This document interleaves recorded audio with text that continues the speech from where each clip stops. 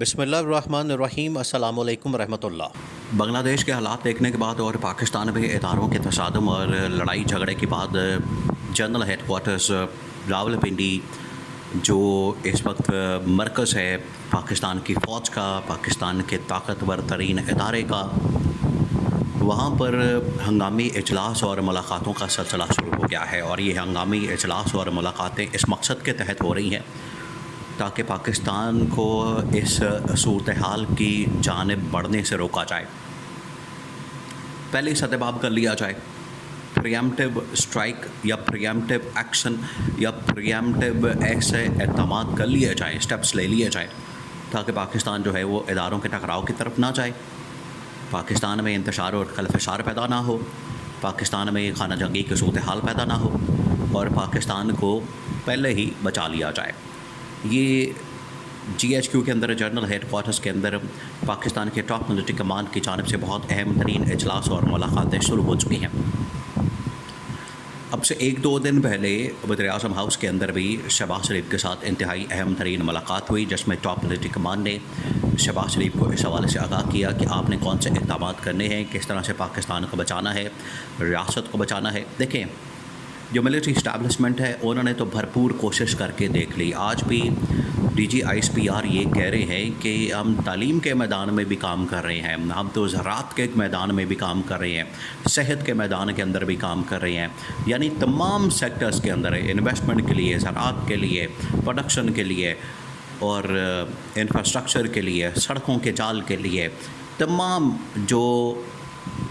حکومت وقت کے کام کرنے والے ہوتے ہیں ان کی ذمہ داری ہوتی ہے، وہ تمام کاموں سے خود تو بالکل پیچھے ہٹ چکے ہیں، ان کے اندر تو اتنی اہلیت، قابلیت، صلاحیت موجود نہیں ہے، تو آخرکار پھر فوج کو کرنے پڑے ہیں۔ فوج نے بتا دیا ہے کہ ہم یہ تمام کام کر رہے ہیں، ہمیں کرنے میں کوئی مسئلہ نہیں ہے، لیکن کم از کم آپ ذمہ داری تو لیں، آپ ذمہ داری تو اٹھائیں۔ آپ حکومت کے اندر آ گئے ہیں، کیا حکومت کے اندر صرف آپ اللہ تللے کرنے آئے ہیں؟ حکومت کے اندر آپ صرف عیاشیاں کرنے آئے ہیں؟ حکومت کے اندر آپ صرف سرکاری دورے کرنے آئے ہیں؟ حکومت کے اندر آپ صرف سرکاری لسیاں پینے آئے ہیں؟ حکومت کے اندر آپ صرف سرکاری پروٹوکول انجوائے کرنے آئے ہیں؟ حکومت کے اندر آپ صرف سرکاری عیاشی کرنے آئے ہیں؟ تو یہ ان کو فوج نے آگاہ کیا ہے، یہ فوج نے باہر بھی پیغام دیا ہے اور اندر بھی شہباز شریف کو پیغام دیا ہے کہ تم اور تمہاری حکومت جو ہے وہ بندے کا پتر بن جاؤ۔ اب اسٹیبلشمنٹ کے اندر جو ہو رہا ہے وہ بڑا اہم ترین ہے، اس کے اندر یہ تمام معاملات ڈسکس کیے جا رہے ہیں، ملکی صورتحال کا انالیسس کیا جا رہا ہے، اسیسمنٹ کی جا رہی ہے اور دیکھا جا رہا ہے کہ کس طریقے سے پاکستان کے معاملات کو بہتر کیا جا سکتا ہے اور کس طریقے سے پاکستان کو اس صورتحال کی طرف بڑھنے سے روکا جا سکتا ہے، تاکہ پہلے سے اس طرح کے اقدامات کر لیا جائے،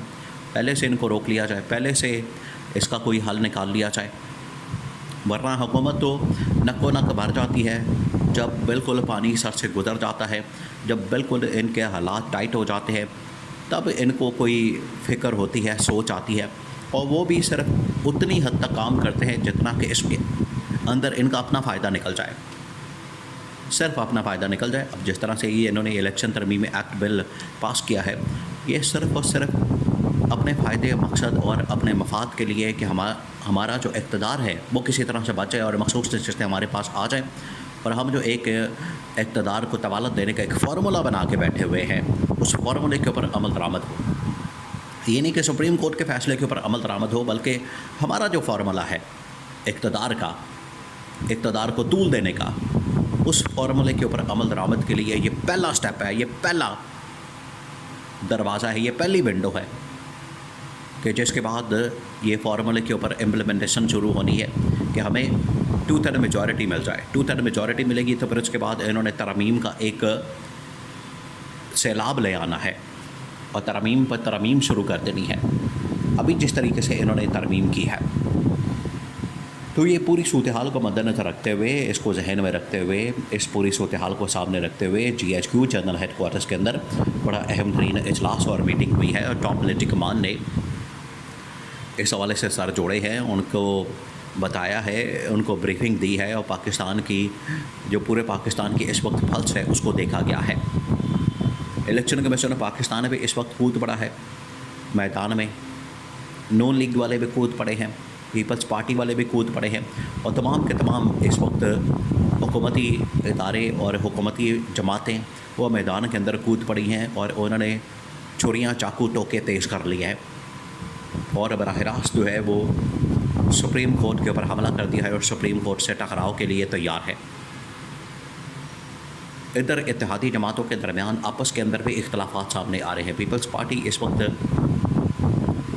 नून लीग के साथ किसी तरीके से काम करने को तैयार नहीं, MQM वाले भी इस हुकूमत के साथ काम करने को तैयार नहीं। तो हुकूमत तो मुकम्मल डामाडोल हो चुकी है और ये अंदर बैठे हुए इमरान खान को,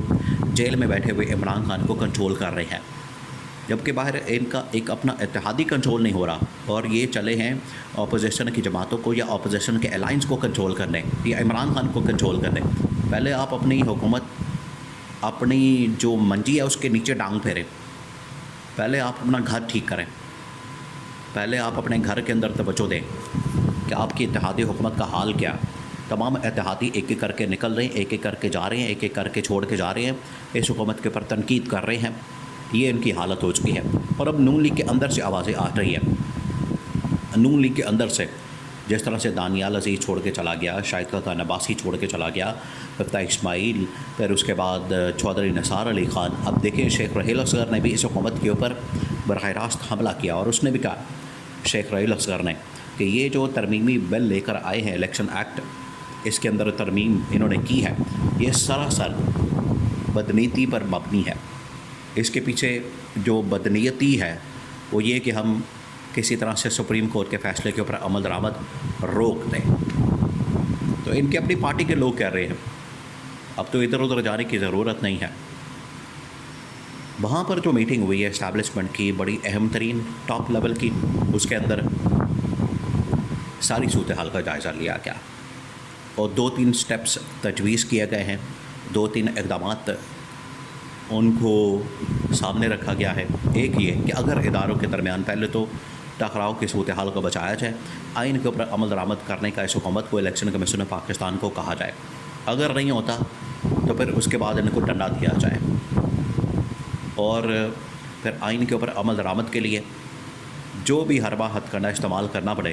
क्योंकि अगर सुप्रीम कोर्ट, अब तो खैर व्यू में चले गए, तो सुप्रीम कोर्ट अगर उड़ा देती है इनके फ़ैसलों को तो फिर फ़ौज की ये ज़िम्मेदारी होगी, इस्टेब्लिशमेंट की ये ज़िम्मेदारी होगी, पाकिस्तान के इदारों की ये ज़िम्मेदारी होगी कि वो सुप्रीम कोर्ट के फ़ैसले के ऊपर अमल दरामद यकीनी बनाए और हुकूमत को इस बात का पाबंद करे कि आपने इसके ऊपर अमल दरामद करना है और अमल दरामद के अलावा आपके पास कोई चारा नहीं। तो फ़ौज ने कहा है कि फिर हम सुप्रीम कोर्ट के साथ खड़े होंगे और इस हुकूमत को अगर घर भेजना पड़ा और इमरान खान को मैंडेट दे के वापस लाना पड़ा तो हम वो भी कर गुजरेंगे।